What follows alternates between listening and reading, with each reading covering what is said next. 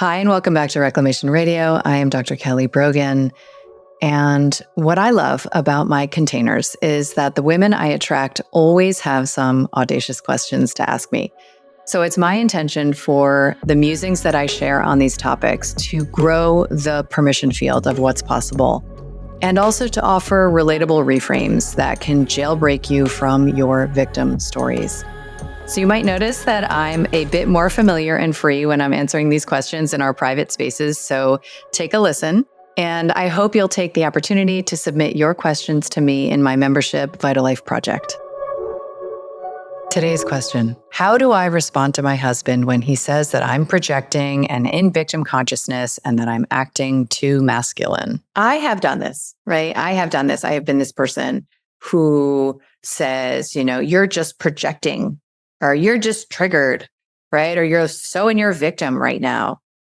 And the "you're too masculine" thing that gets levied at women is a pretty common, I think, phenomenon now that we have an expressed desire as women, and most men support this desire in, heteronormative dynamics, that women want to soften into their feminine, right?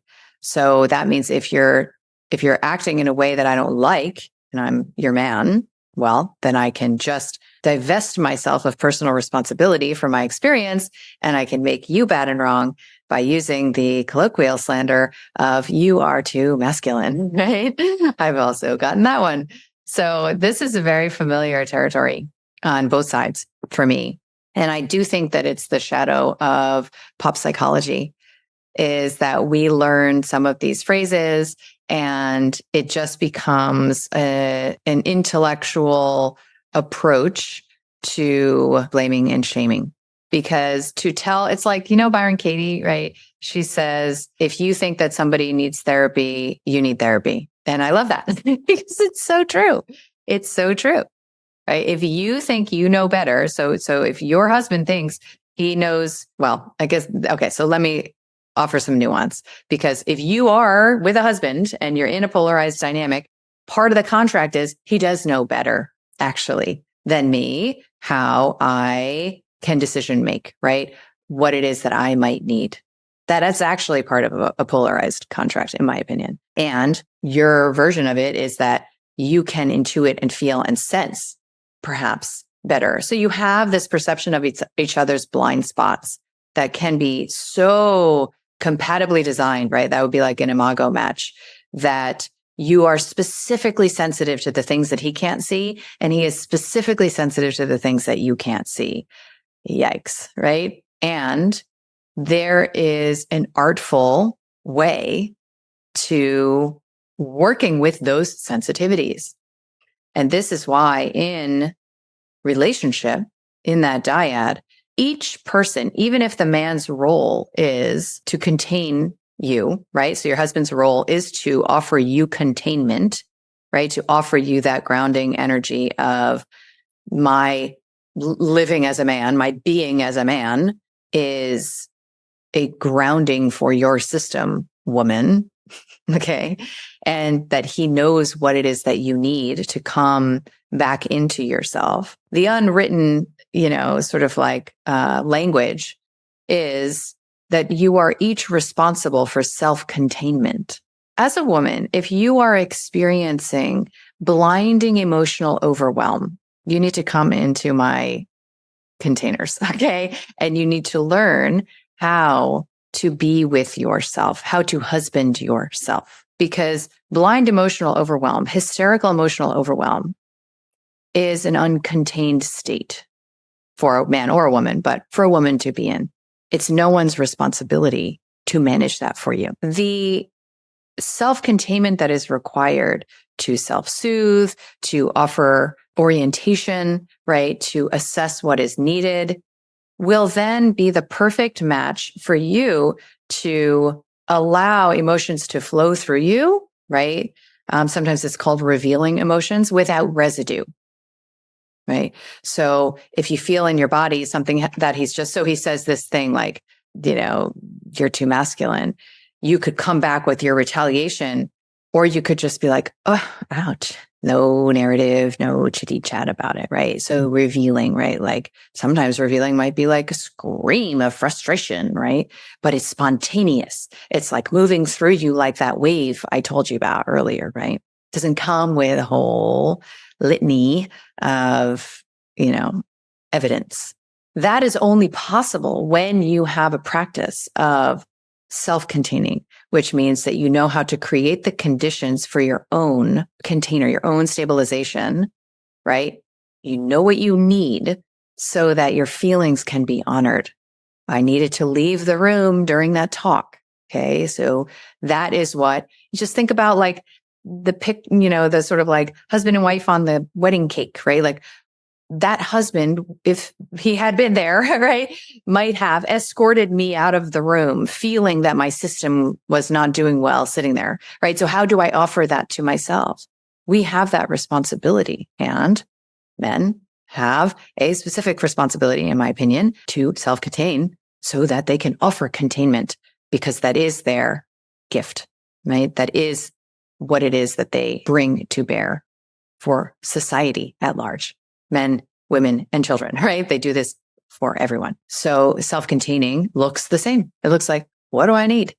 What do I need right now so that I can be with whatever the hell is inside of me and not make it somebody else's responsibility? So in those moments where he is potentially levying that terminology, it's possible that he does not have the practice being with what it is that's going on inside of you. And he wants you to change, wants you to be different, maybe wants you to be bad and wrong, I don't know, for what it is that you are doing. Whereas another opportunity, that could present itself is for him to attune to what's going on in your system or situation and offer you, what is needed, right? Do you need his firm grasp on your arm and for him to just look into your eyes, like command you in that way? Do you need, to be corrected, right? Like, do you need to be reoriented? Does he need to guide the situation, lead the situation somehow, bring wise action to bear? So the creative responsibility of the dominant partner is immense. I mean, it's part of why it is so unappealing to me, to remain in that kind of inverted polarity dynamic, right? Because the dominant partner, it's a lot to attune all the time, attend all the time, and then resource within to provide what it is that is needed. Sometimes it takes training, right? And that's why I refer a lot of men to my teacher, Omrapani, because he does that kind of training. So what do you do when he's unable perhaps to hold his own reactivity inside? And so he's judging and condemning your behavior and telling you that, what you're doing is this or that or the other. The answer is always to stay in your lane and focus on yourself, right? Because otherwise you're going to take the bait and you're going to just do the same thing to him, right? And focus on how he's not doing the thing and he should be doing this and he needs to go take a training with Omrapani or whatever, right? So when you stay, and this is where the surrendered wife comes in again and again and again, when you stay in your lane and you focus on yourself and you are interested in what makes you happy and feels good to you and following your desire, prioritizing your pleasure, you take a lot of the focus out of the interstitial space between you, where a lot of us as women can get very hyper neurotically oriented. And then you give him the space and regard and respect to potentially rise into this more self-possessed archetype, mature into it even. And that's what I see through her testimonials. And I've seen even in my girlfriends, who are partnered doing this kind of work, choosing to focus on appreciation, choosing to focus on respect, choosing to no longer micromanage their man's behavior and imagine that they know better how he should be acting, right? The miracle manifestation that comes from that is exactly what you want. I mean, that's like it's a tough pill to swallow, right? So like what emerges from that space of allowing him to fail, if you will, is the success. And that is where and how you saying, you know what, when you use all this, Kelly said this is just pop psychology, rejection of your own emotions or whatever, right? Like it's not going to get you where you want to go. And where you want to go, you can arrive at. And I would say to anyone these days, if only I had known what I know now, kind of a thing, when I was in practice and I had a literally 100% divorce rate from beginning to end of work with me, but never because I was encouraging it, but just because I thought, oh, this is like a phenomenon, right? You start a relationship on meds, you get off the meds and you don't want to be in the relationship. That just makes sense to me. And now I see, especially when there are children involved, that there is an opportunity. And if you leave shy of exercising this practice, you just never really saw what was fully possible. And, it is what it is. But this practice of, behavioral surrender that is outlined in that book requires self-containment and vulnerability. And the only reason you'd ever offer that to yourself is because it's the way to get what you want.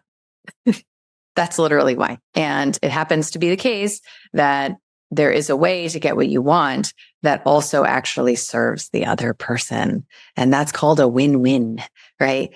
Rather than a zero-sum game where you getting what you want means that they, have to relinquish what it is that they want. So I think there's a lot of power there. And, I just want to validate what I see you sharing because I get how that feels. Been on the receiving end of it. I've also been on the giving end of it. And when you say, to someone you're arguing with, like, you're just projecting on me, you've abandoned yourself, your feeling state to go assess and judge how they're being.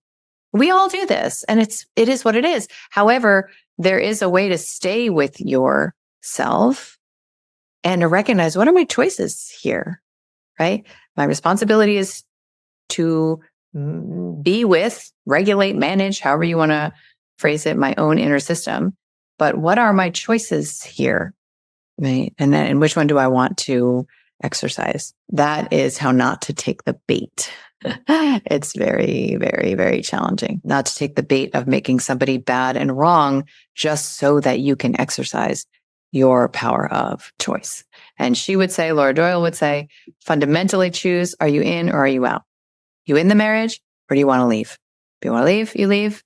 But if you're in, act like you chose this man because you did, right? And that is so powerful to me because I can't tell you how many women I know who just stay to foment.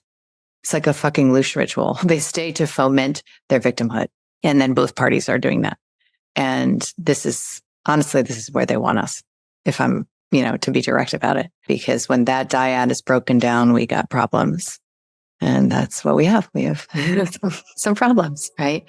But when it is strengthened, we have a free energy technology available to us. And there's some plot twists here for sure. Trust me, they're shocking for me as well. So people love to ask me questions and I love to ask questions of others because inquiry is play.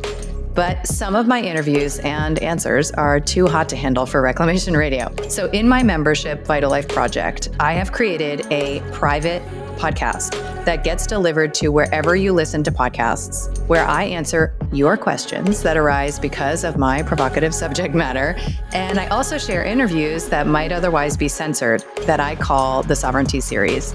So you'll get access to these private podcasts and a private chat by joining my membership Vital Life Project. I'll see you in there.